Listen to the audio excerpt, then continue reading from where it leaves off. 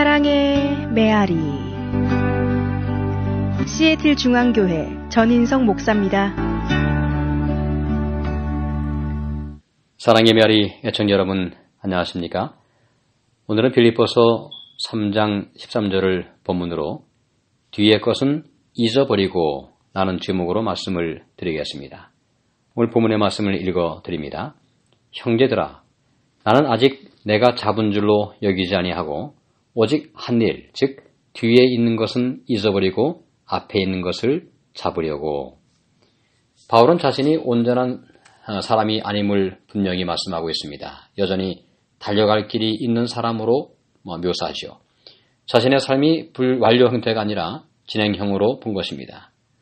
우리 인생은 여전히 공사 중이란 말이 있습니다. 아직은 미완성이죠.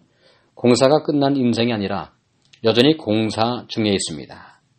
이 사실을 알면 자신의 부족함에 대해서 절망할 이유가 없습니다. 여전히 하나님께서 내 삶을 가장 아름다운 건축물로 만들어가는 과정임을 이해하기 때문입니다.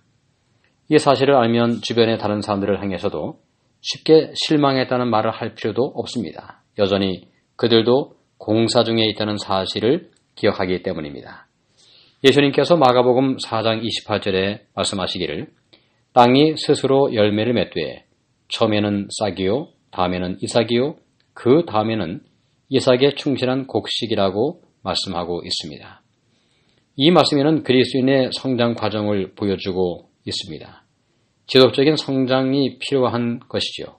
그것을 우리는 성숙이라고 말할 수 있습니다. 신화적인 용어로 성화라고 말하기도 합니다. 죄로 잃어버린 하나님의 형상을 새롭게 회복해 가는 과정을 성화라고 말합니다.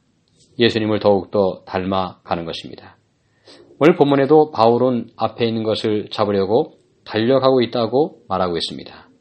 바울이 잡으려고 한 것은 무엇이었을까요? 궁극적으로 구원에 이르는 것입니다. 바울은 구원도 이루어가는 하나의 과정으로 말한 바가 있습니다.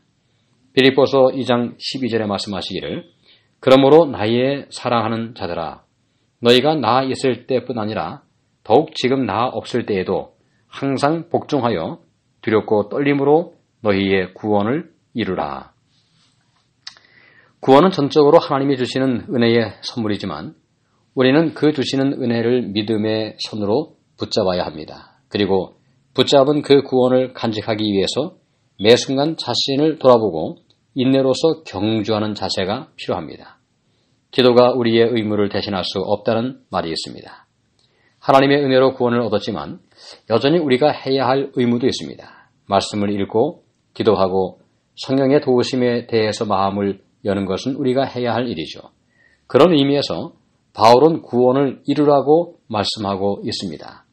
구원을 등한히 여김으로 떠내려가지 않도록 조심하라고도 말씀하고 있어요.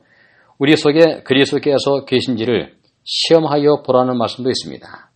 너희는 믿음 안에 있는가? 너희 자신을 시험하고 너희 자신을 확증하라. 예수 그리스도께서 너희 안에 계신 줄을 너희가 스스로 알지 못하느냐? 그렇지 않으면 너희는 버림받은 자니라고 말씀하고 있습니다. 받은 구원을 지속적으로 지키기 위해서 예수님께서 내 마음에 계신 것을 확증하라고 말씀하고 있습니다. 이것이 달려가는 이유입니다. 하지만 이 과정에서 종종 발목을 잡는 것이 있습니다. 그것은 과거라고 하는 것입니다.